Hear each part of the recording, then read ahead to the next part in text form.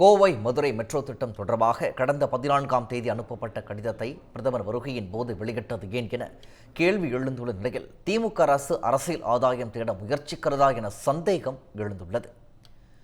சென்னையை தொடர்ந்து மதுரையில் 11,360 கோடி ரூபாயில் திருமங்கலம் முதல் ஒத்தக்கடை வரையிலான சுமார் 32 கிலோமீட்டர் தூரத்திற்கும், கோவையில் 10,740 கோடி ரூபாயில் 39 கிலோமீட்டர் தூரத்திற்கும் மெட்ரோ ரயில் திட்டங்களை செயல்படுத்த தமிழக அரசு திட்டமிட்டது.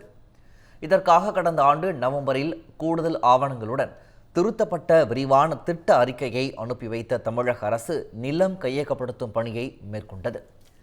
இதனிடையே அந்த நகரங்களில் 20 லட்சத்திற்கும் குறைவாக மக்கள் தொகை இருப்பதை முதன்மையான காரணமாக கூறி கோவை மதுரை மெட்ரோ திட்டங்களுக்கு ஒப்புதல் அளிக்க மத்திய அரசு மறுத்ததாக தகவல் வெளியானது. இந்த நிலையில் மத்திய வீட்டு வசதி நகர் மேம்பாட்டு அமைச்சகம் எழுதிய கடிதம் கடந்த 14ஆம் தேதியே கிடைத்த நிலையில் அப்போது மௌனம் காத்த தமிழக அரசு நேற்று முன்தினமே கடிதத்தின் ஒரு சிறிய பகுதியை மட்டும் வெளியிட்டது தற்போது தெரிய வந்துள்ளது. மெட்ரோ விவகாரம் தொடர்பான கடிதத்தின் சிறு பகுதி பிரதமரின் வருகையொட்டி வெளியிடப்பட்டிருப்பதால் திமுக அரசு அரசியல் ஆதாயம் தேட முயற்சிக்கிறதா என சந்தேகம் எழுந்துள்ளது.